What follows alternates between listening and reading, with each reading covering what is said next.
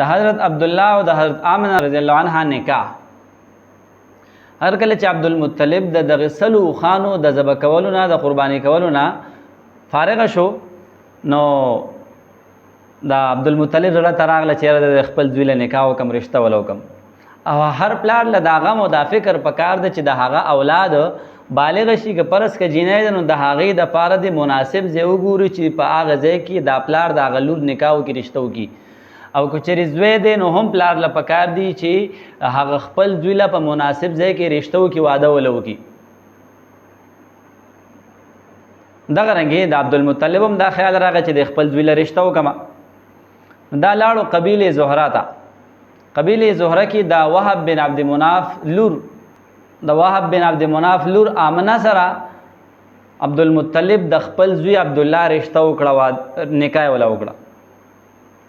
سموده پس چې هر کله رخصتي وشوه، واده وشو، په دې کې زمانه تېرېده. سلګه موده پس بیا چې کم دی نو عبدالله د تجارت په غرض باندې شام طرف ته روان شوی. هر کله چې مدینه منوره ته رسیدلی دی نو هلته کې عبدالله چې کم دی نو د هغه طبیعت خراب شوی، د بیماری پې راغلی ده.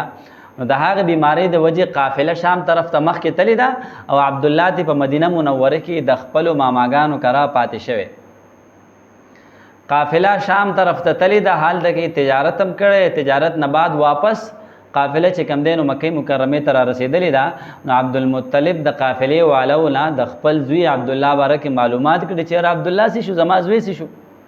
نو هغوی ورته وایي چې یاره دغه رنګې هغه باندې مدینه منوره کې بیماري راغله، د هغې بیمارۍ د وجې هغه د خپلو ماماګانو کره پاتې شو. نو عبدالمطلب خپل مشر زوی حارث هغه ته وایي چې لاړ شه بچې او خپل ورور دې راوله. نو هغه چې هر کله را روان شو د مکې مکرمې نه مدینه منورې ته راورسېدو نو هلته کې ورته پته ولګېده چې عبدالله د هغې بیمارۍ د وجې وفات شوی، دنیا نه تللی دی. انا لله و انا الیه راجعون. عبدالله د دنیا نه لاړو او هم هلته کې د ماماګانو په ځای کې په مدینه منوره کې مدفون شو، دفن شو، خښ کړی شو. نو حارث ته مدینه منورې نه واپس راغی مکې مکرمې ته او خپل والد محترم ته پلار ته عبدالمطلب ته د خپل هغه ورور حالات وي. پلار هم ډېر زیات خفه شو، ورور هم ډېر زیات خفه شو. یو لوی غم چې کوم دی نو هغه په هغوی باندې راغی.